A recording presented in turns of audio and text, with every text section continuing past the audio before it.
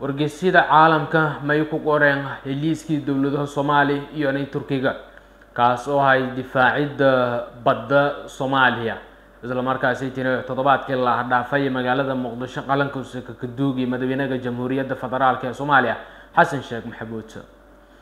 warbaahinta waliba si gaar ahaan warbixin dheer oo qori macadka daraasaadka siyaasadda Emirates Polite Center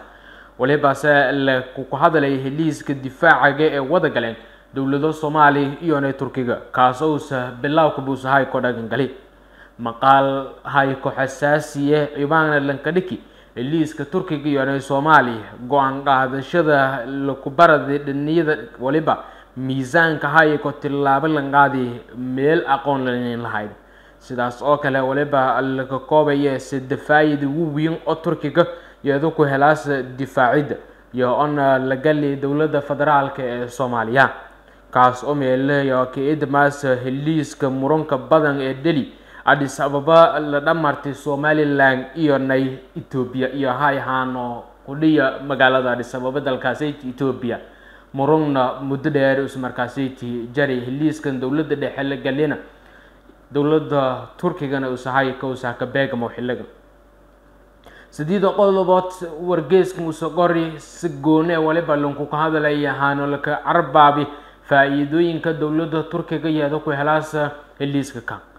roogitaanka buuhu ee militariga waa ciidanka koowaad ee sidii qodobood ee Turkiga faa'iidada ku helaas roogitaan buuhu oo dhinaca militariga warbaahinta Emirates Polite Center waliba ay ka sheegday in Turkiga heliiska difaaciga ku helaas awood maamul oo horey lanin aragna asla markaasay taniya ka waalada doonto dhulka badda iyo irka ee Jamhuuriyadda Federaalka ee Soomaaliya waa sabab warbixinta langoriye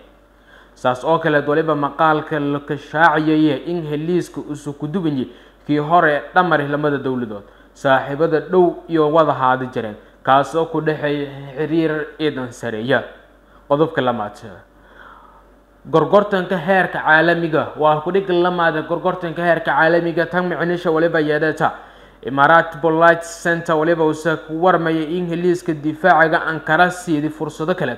oo yeeda kala gorgortamo korta dowlado kale ee ugu weyn caalamka hana saytiyo sida Mareykanka oo siina taageero militariyo dowladda federaalka ee Soomaaliya tan waliba yeeda saameyn ku weelada korta baaxad iskaaladowka iyo khilaafka Ankara iyo Washington ee dhinaca bariga dhexe yalla ka eri maqaalku daawacay wargeyskan waa kan saddexaad yawsiina nagadiye iska filnaanta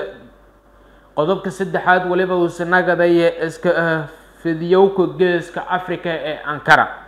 نقول كمدا مقال كوليبا سوين لن أقريا وانا لك شاقي إن تركيا سبليرين أود جيس كأفريقيا أنك ويل ذكرت لكنسه هليس كعصب الدفاع يس ورجيس كوليبا وسك شاقي إن عقبت كنا ذكر دولة إثيوبيا جونا هان قرشجا كفداسي إن يادم مرن بيود يا قسم ليست بديت تام وليبا يدك قصب النادو كرت إثيوبيا إن يادم هو جانسنت دم عجا إيوني رابطانك تركيا لن يراي بدقبك سامينتك لهادو حنونو كردانك الدانوكيشو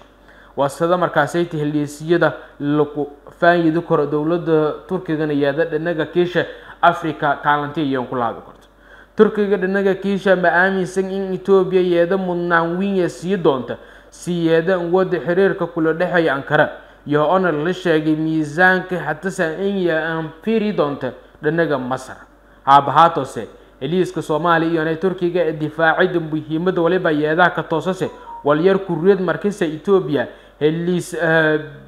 badeediyada markaasay talagal maamulka Soomaaliland kaas oo muddo 30 sanadood u siino weydiyahay in uu soo go'o Jamhuuriyadda Federaalka ee Soomaaliya